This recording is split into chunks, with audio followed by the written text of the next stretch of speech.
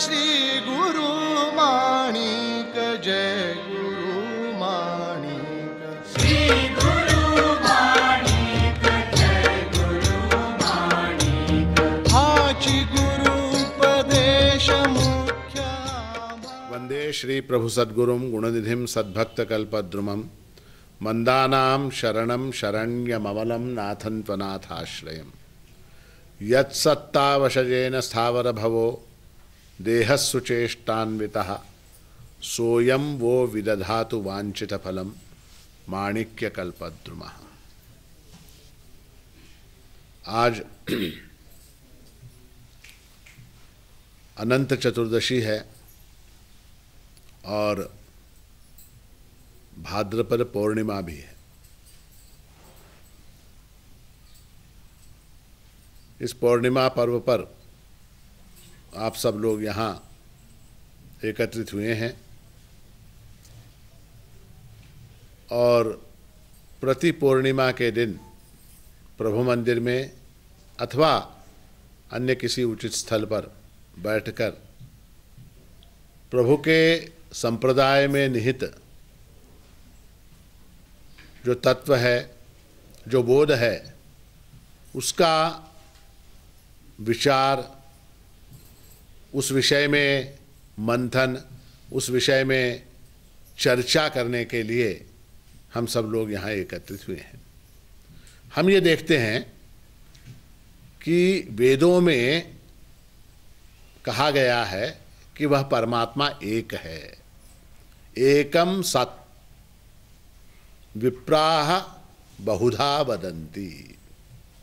हमारे संस्थान का जो चिन्ह है, लोगो जिसको कहते हैं, उसके ऊपर भी यही वाक्य लिखा हुआ है कि एकम सत् विप्राह बहुधा वदन्ति। एक ही सत्य है, परमात्मा वस्तु एक है और विद्वान लोग जो हैं, उस तत्व को जानने वाले लोग बहुधा वदन्ति, अनेक प्रकार से उसका वर्णन करते हैं। हमारे यहाँ परमात्मा एक है हम कहते हैं, परंतु अनेक देवियाँ हैं, अनेक देवता हैं। हम अनेक देवी देवताओं की पूजा करते हैं। पिछले महीने में श्रावण मास था, तो श्रावण मास में हमने क्या किया? भगवान शंकर की आराधना की।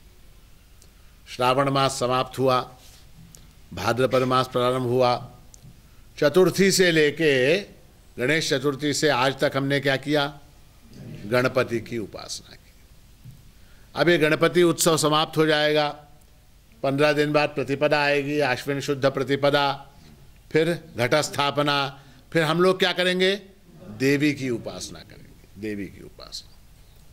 फिर ये देवी की उपासना समाप्त हो जाएगी, नवरात्रि विजयदशमी समाप्त हो जाएगी, उसके बाद फिर दीपावली आएगी और दीपावली के दिन रात में हम किसकी उपासना करेंगे? लक्ष्मी। ठीक है। और उसके बाद दीपावली भी समाप्त हो जाएगी, कार्तिक मास समाप्त हो जाएगा, फिर मार्गशीर्ष मास आएगा और मार्गशीर्ष शुद्ध प्रतिपदा से मल्लारी माणसाकांड खंडोबा का नवरात्र शुरू हो जाएगा। इस तरह से हम अनेक अनेक अनेक देवी देवताओं की पूजा उपासना इत्यादि करते रहते हैं। अब प्रश्न ये उठता है कि इनमें श्रेष्ठ कौन सा? अगर अनेक हैं तो उसमें कोई ना कोई बड़ा छोटा होगा। देवी बड़ी, गणपति बड़ा या भगवान शंकर बड़े? कौन बड़ा इनमें से? तो इस प्रश्न का उत्तर यह है कि ये बड़े छोटे का सवाल नहीं उठता है, क्योंकि ये एक ही व्यक्ति के अनेक रूप हैं, अनेक नाम हैं। अगर ऐसा है, एक ही परमात्मा के अनेक नाम क्यों रखे गए? अनेक रूप क्यों, अनेक रूपों की कल्पना क्यों की गई? तो परमात्मा जो है वो निर्गुण निराकार है। परमात्मा निर्गुण निराकार है, उसका कोई गुण नहीं है, उसका कोई वर्णन नहीं किया जा सकता, वाणी से बतलाया नहीं जा सकता, रूप उसका है नहीं, रंग उसका है नहीं, आकार उसका है नहीं, तो कैसे बताएंगे परमात्मा को? तो जैसे छोटे बच्चों को जब हम गिनती सिखाते हैं स्कूल में, है ना, 1 2 3 4 ये गिनती सिखाते हैं, तो कैसे सिखाते हैं? 1 2 3 4 1 2 3 4 सिखाते समय ये 1, ये 2, ये 3, ये 4, ये 5 ऐसे सिखाते हैं, ठीक है।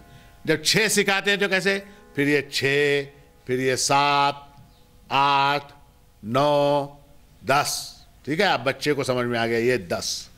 11 सिखाएंगे तो कैसे सिखाएंगे, फिर उसको 11 जब सिखाते हैं तो ये 11, ये 12, ये 13, ये 14, इस तरह से 20 तक की गिनती सिखाते हैं उसको, बच्चे को। एक बार क्या हुआ, एक बच्चे को, छोटे बच्चे को गिनती सिखा रहे थे, तो हमने कहा ये 1, ये 2, ये 3, इस तरफ से यहां से अंगूठे से गिनना शुरू किया। दूसरे दिन जब उसको सिखाने लगे तो हमने कहा 1, ये 2, बोला बच्चा नहीं, ये 1 नहीं, ये 1, ये 2, ये 3, है ना। तो छोटे बच्चों को प्रतीक चाहिए, कुछ ना कुछ सगुण साकार रूप में प्रतीक चाहिए, तब उसको समझ। अब आप लोग हैं, आप लोगों से अगर कहा 2 और 2 4, है ना, 2 और 2 कितने होते हैं आपसे पूछा, आप कैसे बताएंगे, ये 1, ये 2, ये 3 और ये 4, हाँ 4, ऐसे कहोगे क्या, नहीं, क्योंकि आपकी बुद्धि परिपक्व हो गई है। 2 का अर्थ क्या है, 3 का अर्थ क्या है, 4 का अर्थ क्या है, ये आपको मालूम है, इसलिए आप जोड़, गुणा, घट, बाकी वगैरह सब जो है आप आसानी से कर सकते हैं, छोटा बच्चा नहीं कर सकता। तो इसलिए छोटे बच्चों को बालानाम सुख बोधाय, छोटे बच्चों को सिखाने के लिए, समझाने के लिए परमात्मा के अनेक रूपों की कल्पना हमारे ऋषियों ने, मुनियों ने की है। अब उसके अंदर भी भिन्न रुचिर ही लोग जो हैं वो भिन्न रुचि के हैं, सबकी रुचि एक समान नहीं है। किसी को कैसा चाहिए भगवान, ऐसा भगवान चाहिए जो अत्यंत तेजस्वी हो और जिसने भस्म धारण किया हो, जिसने त्रिशूल धारण किया हो, जिसने गले में सांप लगा लिए हों और व्याघ्रांबर धारण किया हो, ऐसे एक उग्र रूप की जो है कल्पना अनेक लोगों को पसंद आती। तो उनके लिए क्या कर दिया, भगवान शिव की योजना कर दी। कुछ लोगों के लिए रुचि कैसी है कि परमात्मा सुंदर होना चाहिए, मोर मुकुट धारण करना चाहिए परमात्मा को, अनेक आभूषण धारण करने चाहिए और गोपियों के साथ क्रीड़ा करनी चाहिए, ऐसा परमात्मा चाहिए ना, सुंदर, जैसे सिनेमा का हीरो होता है। तो कौन सा परमात्मा उनके लिए ढूंढ दिया, तो श्री कृष्ण भगवान उनके लिए ढूंढ दिए। किसी को ऐसा परमात्मा चाहिए जो अत्यंत बलवान हो, यहां से कूदे तो सीधे लंका पहुंच जाए, हैं? तो उसके लिए क्या कर दिया, हनुमान की योजना कर दी। कुछ लोगों को स्त्री रूप पसंद है, स्त्री रूप जो है कि परमात्मा जो है वो मां के जैसा होना चाहिए, तो उसके लिए क्या कर दिया, देवी की योजना कर दिया। तो अनेक रूपों की हमारे यहां कल्पना की गई है, परंतु ये सारे रूप जो हैं वो एक ही परमात्मा तत्व का निर्देश करते हैं।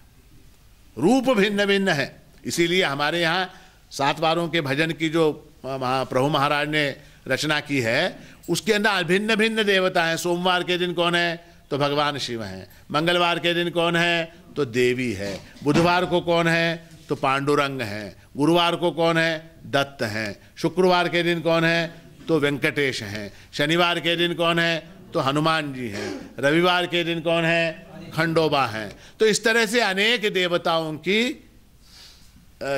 की उपासना का विधान किया गया। क्यों, क्योंकि रुचियां भिन्न भिन्न हैं, हमारा मन बुद्धि चित्त वगैरह जो है वो भिन्न भिन्न है, इसलिए अलग अलग रूपों की कल्पना की गई। परंतु ये सारे रूप जो हैं वो एक ही तत्व की ओर इंगित करते हैं, और वो तत्व कैसा है वो दिखाई नहीं देता, वो समझ में नहीं आता, एब्स्ट्रैक्ट जिसको अंग्रेजी में कहते हैं।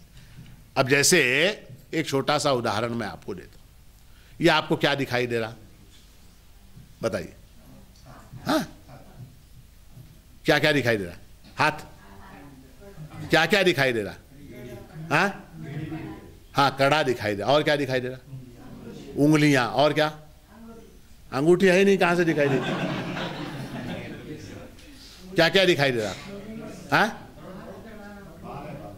बाल, हाँ बाल दिखाई दे रहा, और क्या दिखाई दे रहा, नाखून, और क्या दिखाई दे रहा, हाँ नस दिखाई दे रहा, और क्या दिखाई दे रहा, हाँ ये दिखाई दे रहा, और क्या दिखाई दे रहा, हाँ नेल्स, नाखून दिखाई, और क्या दिखाई दे रहा, देयर यू आर। इन्होंने सही उत्तर दिया। आपको मेरे हाथ के ऊपर जो प्रकाश है वो दिखाई दिया क्या? बताइए, उस प्रकाश के बिना ये हाथ दिखाई दे सकता था क्या? हाँ, इन्होंने सही उत्तर दिया कि इसके साथ ये है, हाथ है, मगर इस हाथ के ऊपर प्रकाश भी है। वो प्रकाश दिखाई देता है क्या? नहीं, वो प्रकाश ही परमात्मा है, जिसके कारण वस्तुओं का हमको ज्ञान होता है, जिसके कारण हमको जगत की वस्तुओं का ज्ञान होता है। उसको क्या कहते हैं? चैतन्य। उसको कहते हैं चैतन्य, कॉन्शियसनेस, उसको कहते हैं प्रकाश। महाराज श्री ने भी एक अत्यंत प्रसिद्ध रचना में बड़ा सुंदर कहा है कि तू जीवन या ब्रह्मांडा, तू प्रकाश चिन्मार्तांडा। तो वो प्रकाश जो है, अच्छा ये देखिए, ये मैंने हाथ का उदाहरण दिया, तो इसके ऊपर का प्रकाश आपको दिखाई नहीं, हालांकि दिखाई दे रहा है, हालांकि यद्यपि वो प्रकाश आपको दिखाई दे रहा है, परंतु आप इस बात को जानते नहीं हैं कि वो प्रकाश आपको दिखाई दे रहा है। उसी तरह से परमात्मा सकल मत प्रभु नांदे, जिकड़े तिकड़े, सब तरफ, चारों तरफ हमको प्रभु दिखाई देता रहता है, परंतु हम उसको प्रभु के रूप में पहचानते नहीं है कि ये प्रभु है। अब मैं बता रहा था आपको, ये हाथ, इस हाथ के ऊपर आपने प्रकाश देखा, वो प्रकाश हाथ के ऊपर ही है और इधर उधर नहीं है, हाँ?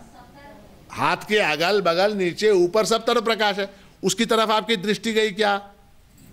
नहीं गई। आपकी दृष्टि किसकी तरफ गई? कि ये महाराज जी का हाथ है, इस हाथ में ये कड़ा है, ये सोने का है या चांदी का है, या उसके ऊपर पानी दिया हुआ है, ये असली है, नकली है, कितने तोले का है। दृष्टि वहीं अटकी, मगर इसके ऊपर जो प्रकाश है वो प्रकाश दिखाई नहीं दिया। उस प्रकाश को वेदांत की भाषा में क्या कहते हैं? चैतन्य, चित्त कहते हैं उसको, चित्त, है ना। तो ये गणपति की आज हम आराधना हमारी समाप्त होने वाली है। आज क्या अनंत चतुर्दशी है, हम ले जाके आज क्या करेंगे? गणपति को विसर्जन करेंगे, गणपति को विसर्जन करेंगे। अब गणपति का विसर्जन करते समय कितना नाचते हैं लोग, देखा आपने? बहुत नाचते हैं, बहुत नाचते हैं। तो एक बार क्या हुआ कि एक जहाज में लोग जा रहे थे, ठीक है, पानी के जहाज में लोग जा रहे थे। तो उसमें सब तरह के लोग थे, हिंदू थे, मुसलमान थे, क्रिश्चियन थे, ईसाई थे, पारसी थे, सब तरह के लोग थे। तो तूफान आया समंदर के अंदर, तूफान आया तो जो मुसलमान थे उन्होंने नमाज पढ़नी शुरू, या अल्लाह या अल्लाह या अल्लाह करने लगे। तो कहते हैं कि उनका जो खुदा था मुसलमानों का, वो आया और खुदा आकर जितने मुसलमान वहाँ थे उनको उठा के हेलीकॉप्टर में डाल के ले गया। क्रिश्चियन लोग थे, उन्होंने प्रार्थना शुरू कर दी अपनी, हाँ। तो क्रिश्चियन लोगों का जो गॉड था, वो गॉड आया, उसने जितने क्रिश्चियन गिने, उसमें 1 2 3 4 5 10 12 क्रिश्चियन थे, उतनों को उठाया, उतनों को उठा के सेफली लेके चला गया। अब कुछ हमारे हिंदू थे, अब इन्होंने सोचा कि विघ्न जब आता है तो किसका न स्मरण करना चाहिए? विघ्न आता है तो गणपति का, क्योंकि गणपति विघ्न का नाशक है। तो इन्होंने नमस्ते गणपतये त्वमेव प्रत्यक्षं तत्त्वमसि शुरू कर दिया, गणपति की उपासना इन्होंने शुरू कर दी। अब वो गणपति प्रकट हो गया, प्रकट हो गया, उसने देखा तूफान आया, वो नाचने लगा। पहले ही वो जहाज ऐसे ऐसे हो रहा था, अब वो गणपति भी जो है उसके अंदर नाचने लगा। इन्होंने कहा भगवान, मुसलमानों का खुदा आया, वो जो है मुसलमानों को लेके चला गया, ईसाइयों का गॉड आया और वो गॉड जो है ईसाइयों को लेके चला गया। अब आप हमारी रक्षा करो। बोले तुम मुझे डुबाते समय कितना नाचते हो, अब मैं नाचूंगा, अब मैं नाचूंगा, आज मेरी बारी है, मैं नाचूंगा। तो आज गणपति विसर्जन है, तो आज हम गणपति को ले जाके डुबोने वाले हैं, डुबोने वाले हैं। अब ये जो गणपति है इसका स्वरूप आपने देखा, गणपति का स्वरूप कैसा है? कैसा है गणपति का स्वरूप? देखा आपने गणपति? परमात्मा के रूप की कल्पना जो की गई है वो कैसी की गई? देखिए उसके कान कैसे हैं गणपति के, कान बहुत बड़े हैं और आंखें जो हैं बहुत छोटी हैं उसकी। क्या मतलब? ज्यादा सुनो और कम देखो, ज्यादा सुनो। श्रवण जो है ना, गणपति किसका देवता है? बुद्धि का देवता है गणपति। गणपति का नाम मालूम है? गणपति है, गणपति। गणपति क्यों है उसका नाम? आपको मालूम गणपति क्यों है? गणों का आदि। गण यानी क्या? गण यानी समूह। गण यानी क्या? समूह। जैसे वृक्ष है, वृक्षों का जो समूह है उसको क्या कहते हैं? आप क्या हैं? भक्त गण, है ना? भक्त गण कहते हैं। भक्त गण यानी क्या? भक्तों का समूह। तो जगत में जितनी भी वस्तुएं हैं वो सब जो है गण्य हैं, गिनने लायक हैं। जितनी भी वस्तुएं हैं वो सब गण्य हैं, गिनने लायक हैं, और उनका सबका समूह बनता है। इन सबका जो पति है वो गणपति। उसका दूसरा नाम क्या है? विनायक नाम है, विनायक। गणपति का नाम क्या है? विनायक। क्यों उसका नाम विनायक क्यों है? नहीं, विनायक, जिसका कोई और नायक नहीं है, जो स्वयं ही अपना नायक है, जिससे बड़ा और कोई नहीं है, वो विनायक है। विनायक है ना? गणों का पति है और उसका पेट बहुत बड़ा है गणपति का। उसका उदर जो है ना वो इतना बड़ा है, इतना बड़ा है कि सारा जो ब्रह्मांड है, सारी जो सृष्टि है वो उसके उदर में, उसके पेट में समाई हुई है। देखिए हम लोगों को अक्सर बताया जाता है कि परमात्मा कहाँ रहता है? तो हमारे हृदय में रहता है, ऐसा कहते हैं हम। वास्तविकता यह है परमात्मा हमारे हृदय में नहीं रहता, हम परमात्मा के पेट में रहते हैं। उल्टा है, हम परमात्मा के पेट में हैं, हम परमात्मा के अंदर हैं। और उसकी सूंड है बहुत बड़ी। किसकी? गणपति की सूंड है उसकी। वो सूंड जो है उसकी गणपति की, वो किस चीज का प्रतीक है? किस चीज का प्रतीक है सूंड? हाथी का रूप है, हाथी। और हाथी जो है वो अत्यंत बुद्धिमान प्राणी माना। सभी प्राणियों में बुद्धिमान कौन है? तो हाथी है, हाथी है। और हाथों में क्या ले रखा है खाने के लिए गणपति ने? मोदक। मोदक है, मोदक। मोदक का क्या अर्थ है? मोदक, मोदक का अर्थ है प्रसन्नता। मोद शब्द का अर्थ क्या है? आनंद। मोदक वो प्रसन्नता, आनंद प्रदान करने वाला देवता है। गणपति जो है वो आनंद प्रदान करने वाला है।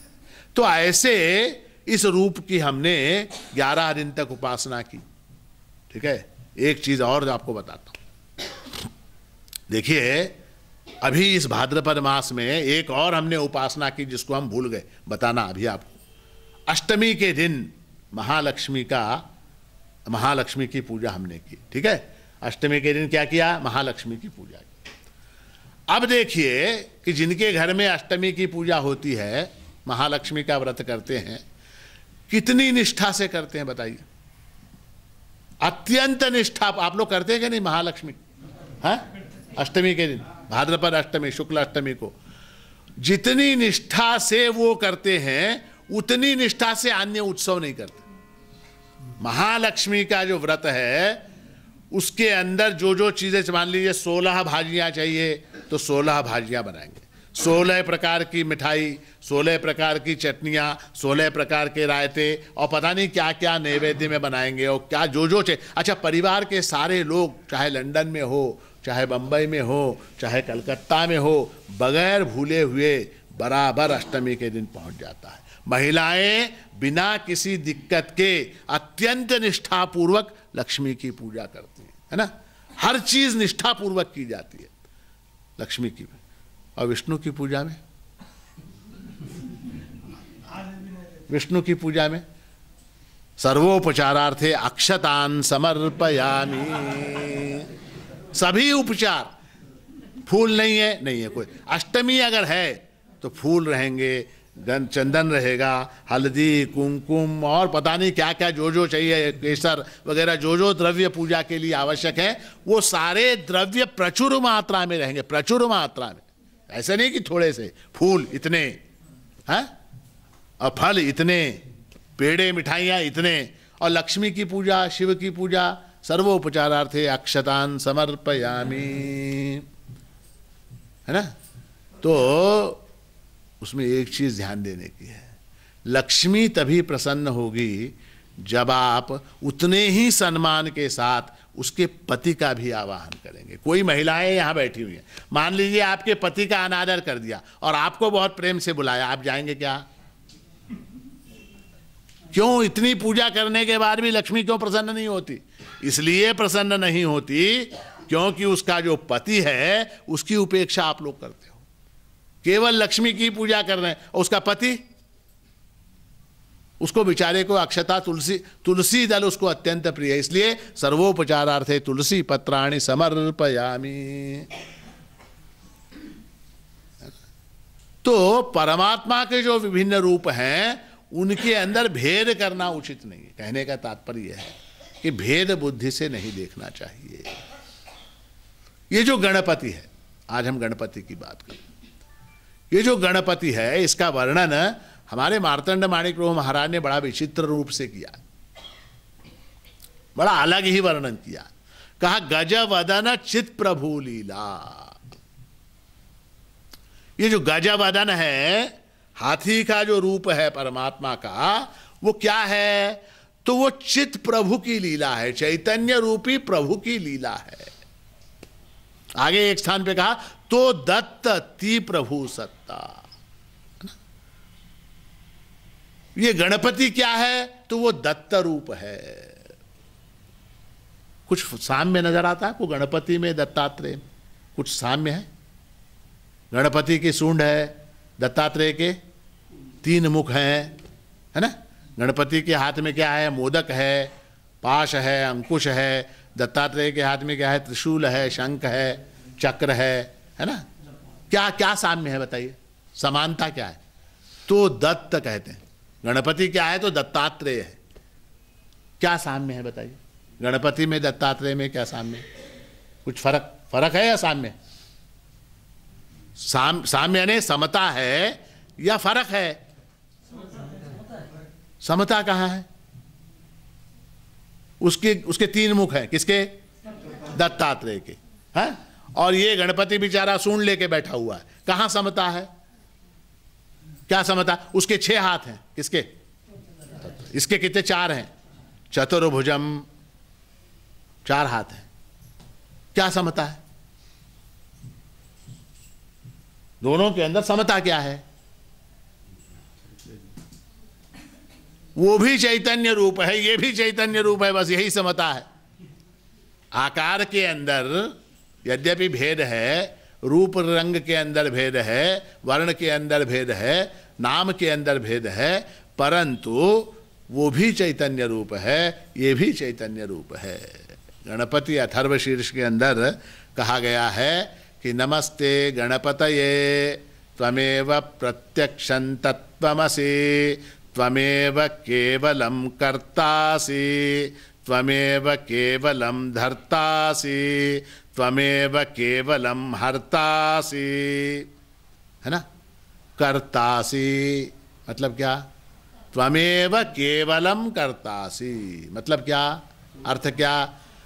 करने वाले, सृष्टि का निर्माण करने वाले, जगत का निर्माण करने वाले केवल तुम हो। किसने किया जगत का निर्माण? ब्रह्मा। तो इसका मतलब क्या हुआ? गणपति जो है वो ब्रह्मा भी हैं, ब्रह्मा भी हैं। त्वमेव केवलम धर्तासी। जगत को धारण करना, जगत का पोषण करना, ये कार्य किसका है? विष्णु का है?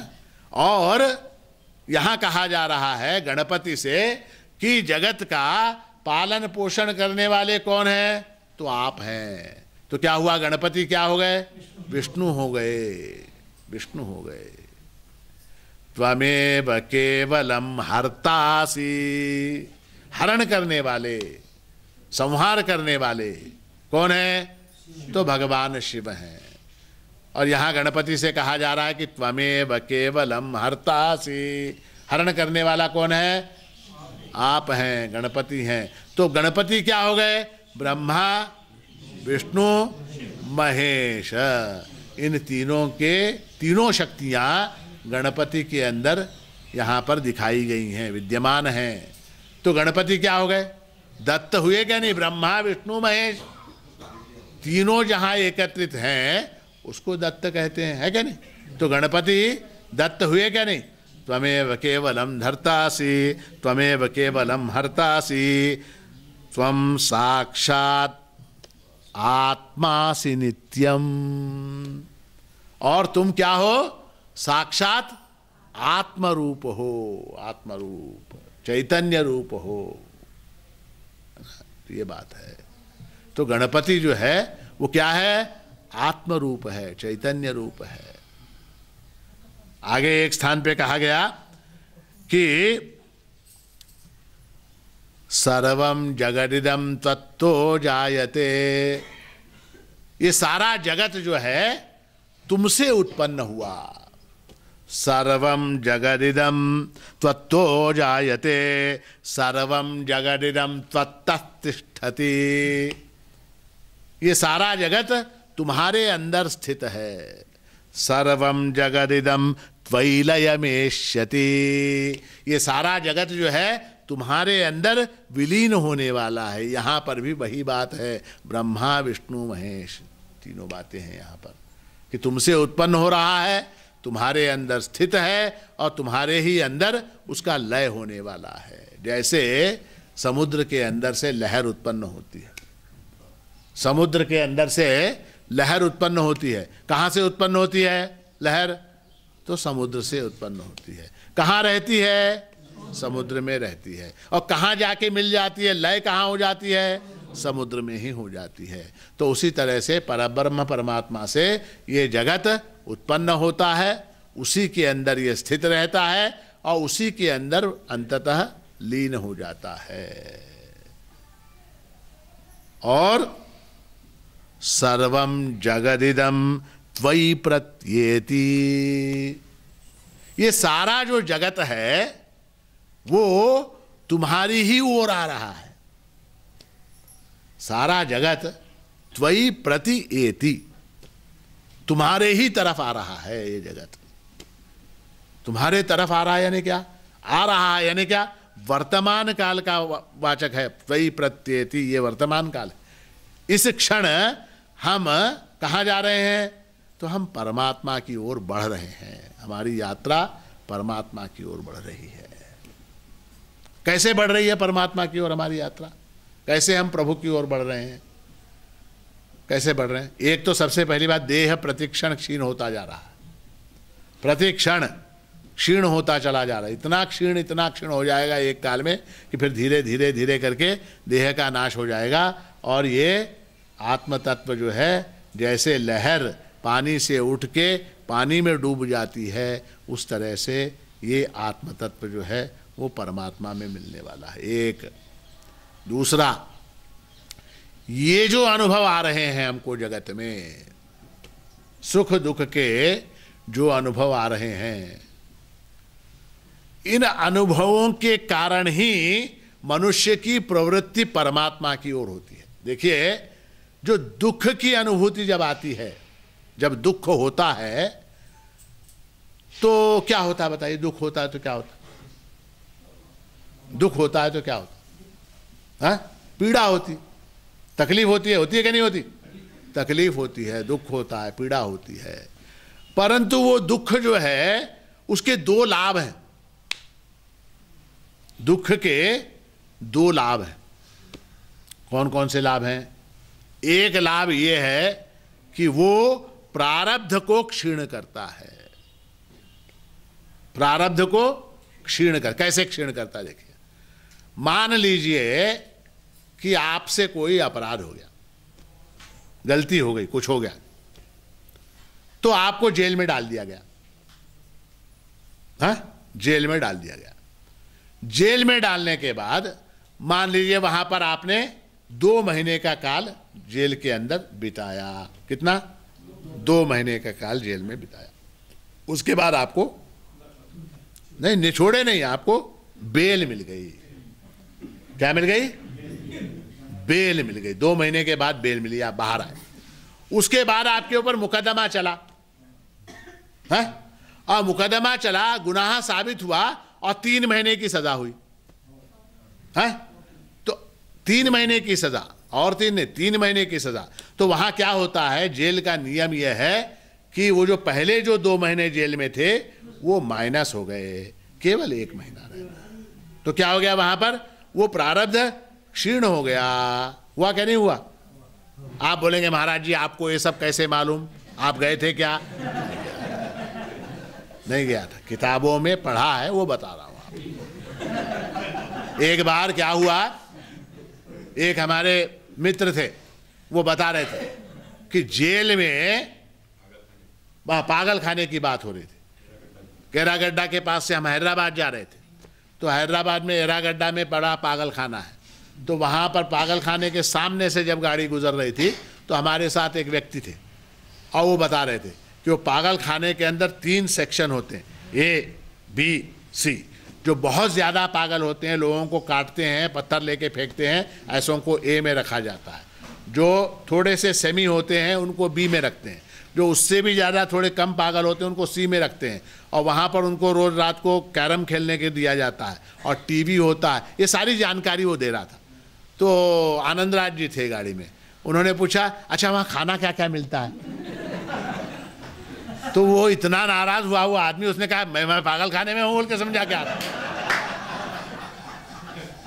ना। तो जेल की बात मैं आपको बता रहा हूँ कि ऐसा ना समझिए आपकी, क्योंकि महाराज लोग जो हैं आजकल वो बहुत से जेल में हैं, बहुत से जाने के रास्ते पर हैं, और बहुत से भविष्य में जाएंगे। तो महाराज लोग अक्सर जेल में जाने आने के आदी होते हैं। तो आपको मतलब कोई आश्चर्य नहीं होना चाहिए। मगर मेरा जेल से कोई संबंध नहीं, जेल से कोई संबंध नहीं। तो बात क्या हो रही थी? प्रारब्ध क्षीण होने की बात हो रही थी कि 3 महीने की सजा हो गई, 2 महीने पहले ही काट लिए, तो क्या हो जाएगा? 1 महीना। तो उसी तरह से दुख अगर आपने भोग लिया, अपराध तो अनेक किया आपने, पाप तो अनेक किए, अब उन पापों के हिसाब से आपको दंड भी मिलेगा, उसका आपको भोगना पड़ेगा, उसको इसी को प्रारब्ध कहते हैं। तो जितना जो भोग लिया उतना कम हुआ क्या नहीं हुआ? अब मान लीजिए आज दुख क्यों हुआ? पाप के फल के रूप में दुख हुआ। पाप की सजा है दुख। जो भी दुख हुआ, आज मेरा नुकसान हो गया, मोटरसाइकिल का एक्सीडेंट हो गया, दुकान में आग लग गई, व्यापार में नुकसान हो गया, पत्नी से झगड़ा हो गया, बेटे ने अपमान कर दिया, ये सारे दुख हैं। अब ये सारे जो दुख हैं वो किसके कारण हो रहे हैं? क्यों हो रहे हैं दुख? पाप के कारण। पाप के कारण, जो पाप हमसे हुआ उसके कारण दुख है ना। अब जितना उसके अंदर से दुख मिट गया, दुख मतलब भोग लिया, उतना पाप कम हुआ क्या नहीं? हिसाब में से उतना पाप कम हो गया। तो दुख जो है वो लाभकारी है। कैसे लाभकारी है? एक तो पाप को जो है कम करता है, पाप को क्षीण कर देता है, प्रारब्ध को क्षीण कर देता है। और दूसरा क्या है दुख का लाभ? दूसरा जो है प्रभु की याद आती है। दुख के कारण प्रभु की याद आती है।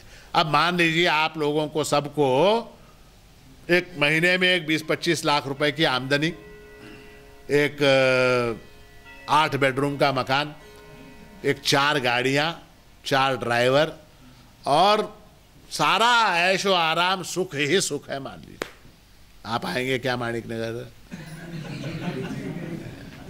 नहीं आएंगे। क्यों आते हैं?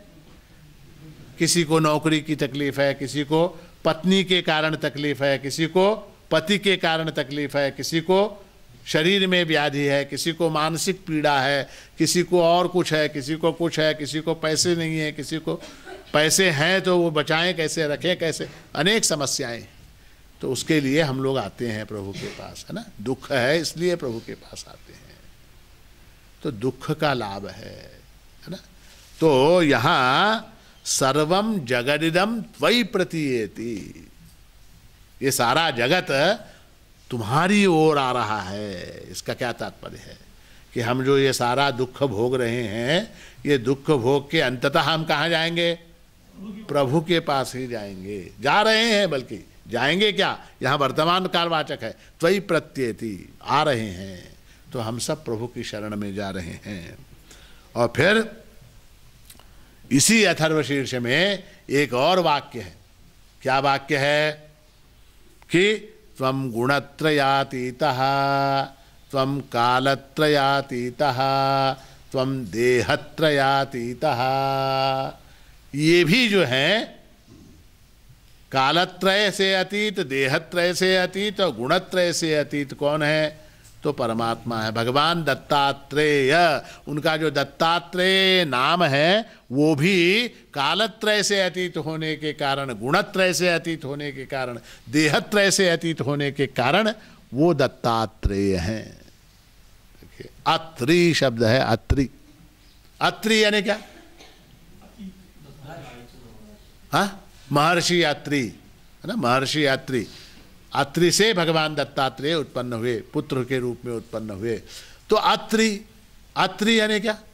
अत्रि, जहां तीन नहीं है, देहत्रयातीतः, कालत्रयातीतः, गुणत्रयातीतः, ये तीन जहां नहीं है वहां भगवान दत्तात्रेय प्रकट होते हैं। अत्रि, अत्रि के घर में भगवान दत्तात्रेय प्रकट हुए, है ना। तो ये गुणत्रयातीतः, देहत्रयातीतः, कालत्रयातीतः, ये जो वाक्य हैं अथर्वशीर्ष में, वो भी तो दत्ति प्रभु सत्ता, इसी को प्रमाणित करते हैं। और फिर एक और वाक्य है उसके अंदर, त्वं ब्रह्मा त्वं विष्णुस्त्वं रुद्रस्त्वं इंद्रस्त्वं अग्निस्त्वं वायुस्त्वं सूर्यस्त्वं चंद्रमास्त्वं ब्रह्म भूर्भुवस्वरो। पहले क्या? त्वं ब्रह्मा त्वं विष्णुस्त्वं रुद्रस्त्वं। हे गणेश, हे गणपति, तुम क्या हो? ब्रह्मा हो, विष्णु हो और रुद्र हो। तो ब्रह्मा विष्णु रुद्र, ये रूप किसका है? दत्तात्रेय का ही रूप है, भगवान दत्त प्रभु का ही रूप है, ब्रह्मा विष्णु महेश, है ना। तो ब्रह्मास्त्वं विष्णुस्त्वं रुद्रस्त्वं इंद्रस्त्वं अग्निस्त्वं वायुस्त्वं सूर्यस्त्वं चंद्रमास्त्वं ब्रह्म भूर्भुवस्वरो। किम बहुना, अन्य अनेक जो रूप हैं, इंद्र है, वायु है, अग्नि है, चंद्रमा है, ये सूर्य है, ये सारे जो रूप हैं परमात्मा के, वो भी तुम ही हो, वो भी तुम ही हो। तो इसको कहते हैं अनेकता में एकता का दर्शन। अनेकता में एकता, एकम सद्विप्रा बहुधा वदंती, अनेकता में एकता। अब यहां पर आप जो हैं ये झूमर को देख रहे हैं क्या नहीं देख रहे? हाँ, देख रहे हैं। अब इस झूमर के अंदर कितनी लाइटें हैं? 10-12 कुछ होंगे ना। उसके अलावा भी यहां पर अनेक लाइटें हैं। कितनी है? अनेक है, अनेक है। अब इनको प्रकाशित करने वाला जो तत्व है वो एक है या अनेक है? एक। उनको प्रकाशित करने वाला जो तत्व है वो एक ही है। विद्युत शक्ति, इलेक्ट्रिसिटी जो है वो एक है ना। उस विद्युत शक्ति के कारण कुछ दीपक जो हैं वो अत्यंत प्रभावशाली हैं, ज़्यादा प्रकाशमान हैं, कुछ जो है वो कम प्रकाशमान है, कुछ जो है वो बंद भी हैं, है ना। बंद भी है जो, वहां भी विद्युत शक्ति है ना। अब जैसे ये पीछे वाला बल्ब जो है वो जल नहीं रहा है ना, तो अब मान लीजिए वहां पर विद्युत शक्ति नहीं है, ऐसा मान के आप अगर अपनी उंगली वहां उसमें डालेंगे तो क्या हो जाएगा, आपको तत्काल ब्रह्म का साक्षात्कार हो जाएगा। तत्काल साक्षात्कार, प्रैक्टिकल वेदांत है ना, प्रैक्टिकल वेदांत की जहां लाइट नहीं दिख रहा उसके अंदर उंगली घुसेड़ दो, अपने आप साक्षात्कार हो जाएगा। तो इसी तरह से वो जो एक तत्व है जो अनेक रूपों में भाषित होता है, एक तत्व है जो अनेक रूपों में प्रकट होता है ना। अब देखिए कि वो जो परमात्मा तत्व है वो जो है चंद्र के रूप में प्रकट हुआ, वो सूर्य के रूप में प्रकट हुआ, वो अग्नि के रूप में प्रकट हुआ, वो इंद्र के रूप में प्रकट हुआ, वरुण के रूप में प्रकट हुआ, अनेक देवताओं के रूप में प्रकट हुआ। क्या वहीं तक सीमित रह गया? देवताओं के रूप में प्रकट होने तक ही चैतन्य रूप सीमित हो गया या और भी कुछ विस्तार है उसका? और क्या विस्तार है उसका? बाकी जो है वो भी सब परमात्मा का ही रूप है।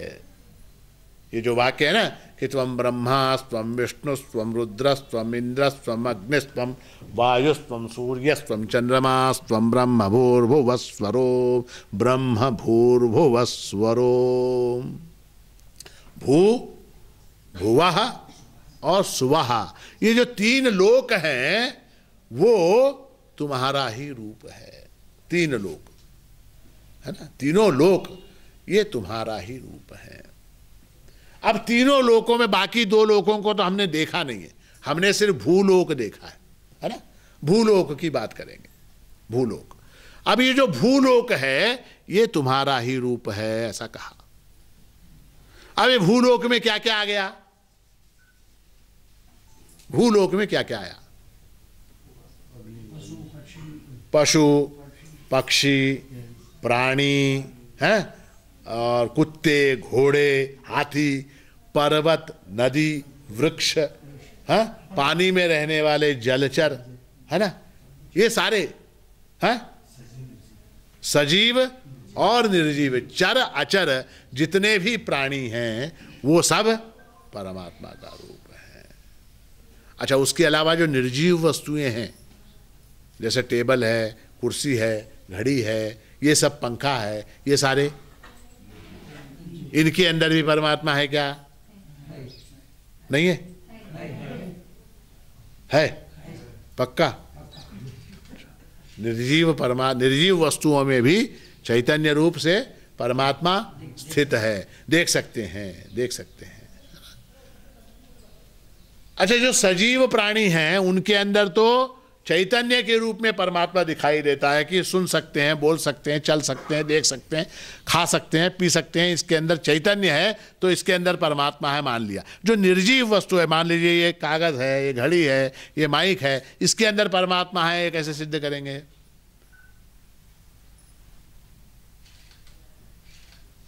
वो पुराण के अंदर, भागवत के अंदर बड़ी सुंदर कथा है कि हिरण्यकश्यपु था और वो हिरण्यकश्यपु राक्षस था और उसने प्रहलाद से कहा कि बता तेरा नारायण कहाँ है?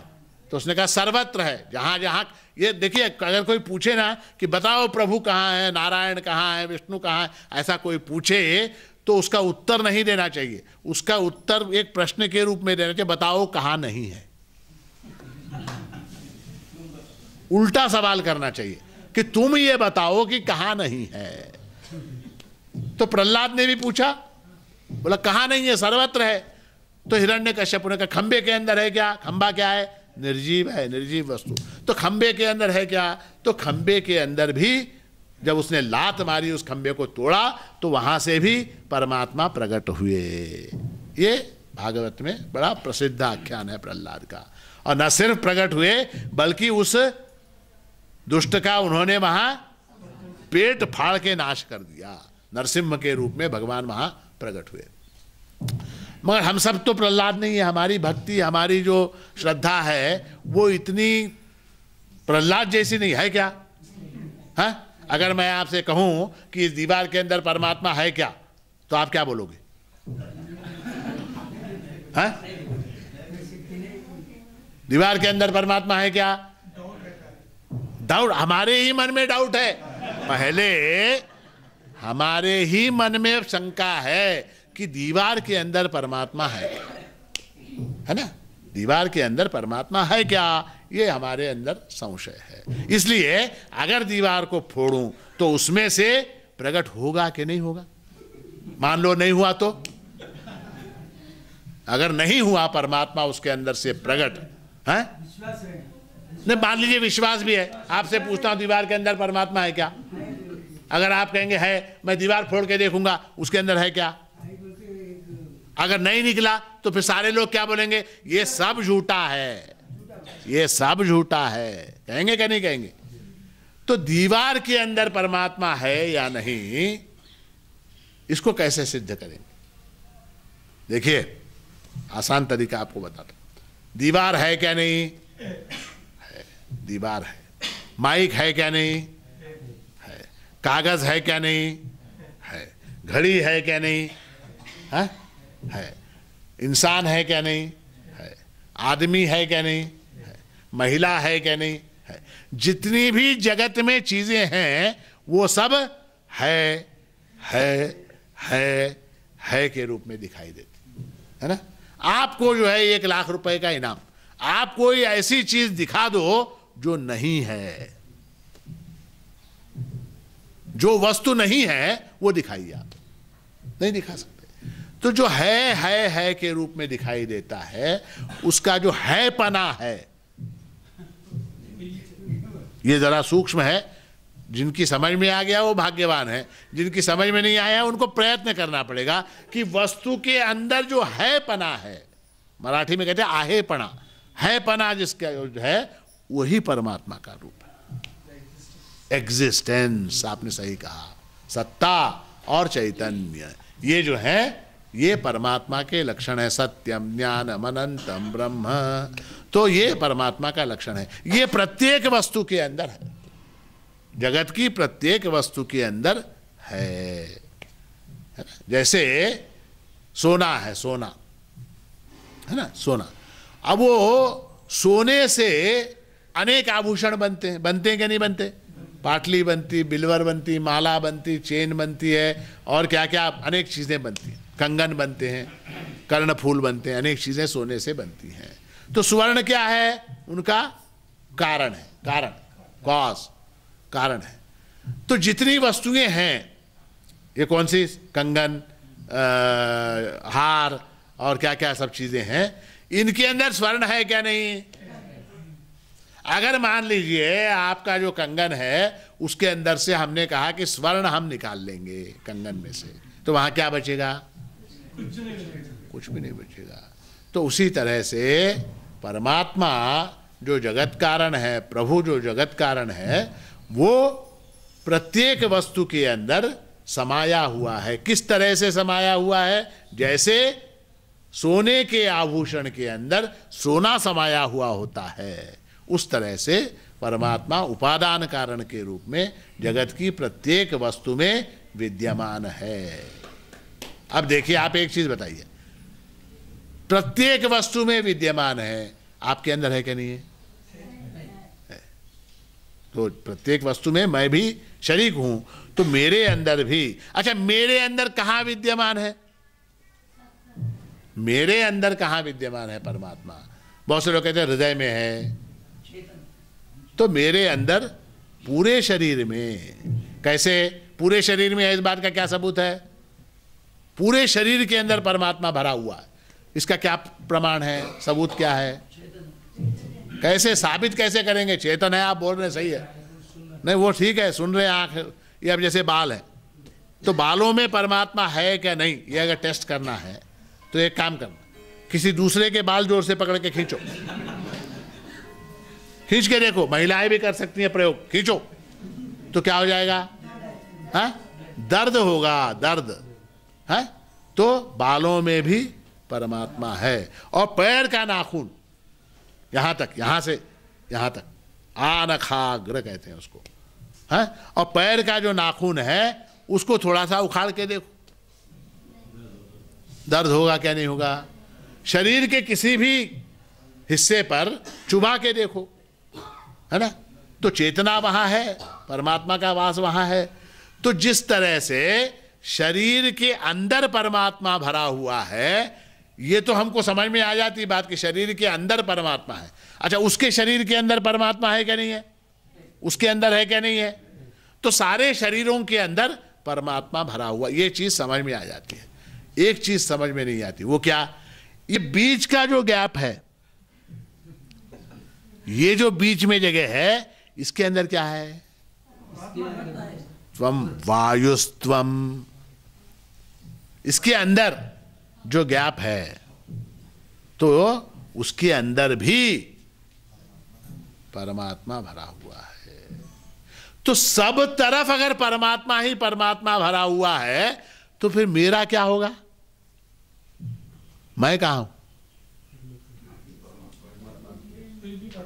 हाँ, नहीं, तू परमात्मा है, सही है, मैं जो कहता हूं ना, मैं, मेरा घर, मेरी बीवी, मेरे बच्चे, मेरा बैंक, मेरा सोना, मेरी चांदी, मेरा खेत, मेरी गाड़ी, फिर मैं कहाँ आया। जब ये समझ में आया तो वो रहने के लिए जगह भी नहीं। हाँ, बोलिए बोलिए, सही बोल रहे हैं आप, बोलिए। सब में परमात्मा है, समझ में आ गया। हाँ, तो वो जो आप वो समझ, वो आने के लिए जगह नहीं। वो भी परमात्मा रूप है। मेरी बीवी, मेरा बच्चा, मेरी गाड़ी, मेरा घोड़ा, मेरी मोटरसाइकिल, वो सब भी परमात्मा रूप है। भेद नाम की चीज जो है वो है ही नहीं, भेद जो है वो है ही नहीं।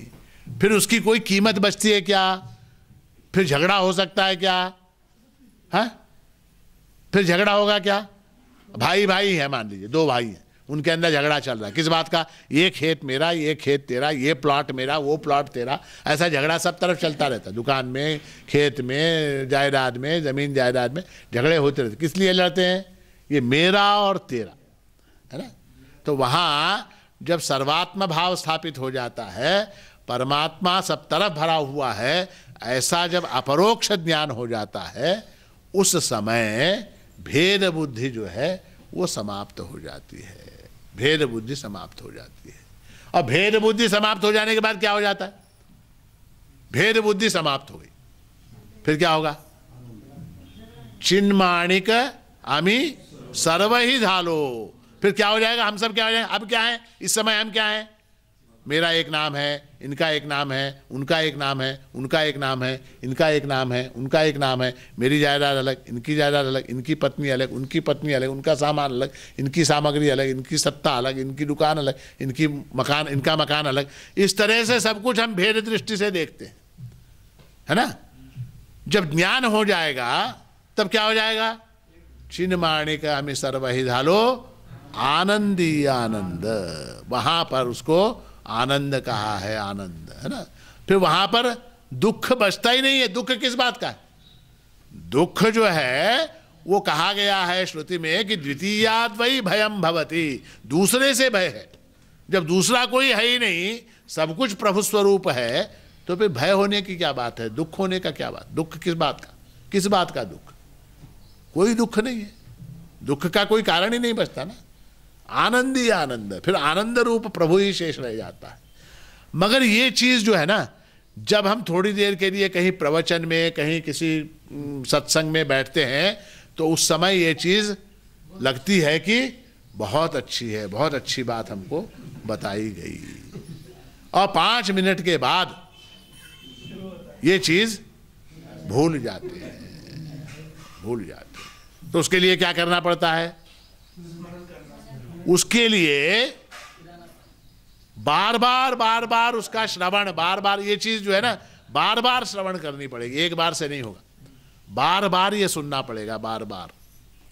करत करत अभ्यासते जड़मति होत सुजान, रसरी आवत जात के सिल पर पड़त निशान।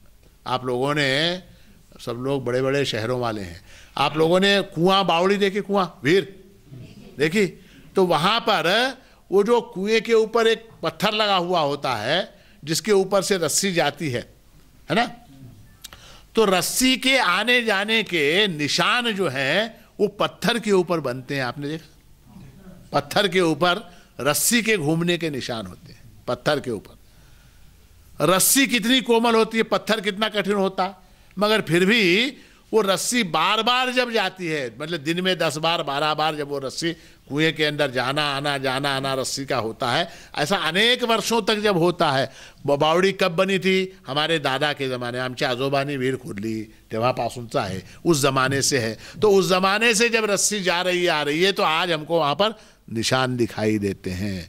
तो रसरी आवत जात के सिल पर, सिल यानी शिला, पत्थर के ऊपर पड़त निशान, उसी तरह से करत करत अभ्यासते, बार बार सुनने से जड़मति होत सुजान। जो जड़मति है, जो बुद्धि हमारी जड़ है, वो सुज्ञानी हो जाती है। सुजान यानी अच्छी शार्प हो जाती है बुद्धि, फिर हम चीज़ों को समझ सकते हैं, फिर उसको हम बुद्धि से उसका आकलन कर सकते हैं। क्योंकि एक चीज़ बता रहा हूँ आपको, परमात्मा जो है वो बुद्धि से विचार से ही जाना जा सकता है, दूसरा कोई उपाय नहीं। परमात्मा को जानने का और कोई उपाय नहीं है, वो विचार से ही जाना जा सकता है। और वो विचार करने के लिए परमात्मा का अधिक से अधिक विचार करने के लिए, प्रभु के स्वरूप के संबंध में अधिक से अधिक विचार करने के लिए हमने इस पौर्णिमा के पर्व का आयोजन किया है। तो यहाँ बैठ के हम लोग जो हैं विचार करें, प्रभु के स्वरूप के संबंध में चिंतन करें और जितना हो सके उतना प्रभु स्वरूप के आकलन का प्रयास करें। तो पता नहीं कब प्रभु महाराज की कृपा हो जाए, हमको भी जो है सकल मत प्रभु नांदे, जिकड़े तिकड़े सब तरफ जो है प्रभु के दर्शन होने लगे। मगर वो जो है उसके लिए अभ्यास आवश्यक है और वेदांत विचार आवश्यक है, और विचार करने के लिए, अभ्यास करने के लिए इस पर्व का आयोजन किया गया है। इसमें आप लोग सब शरीक हुए।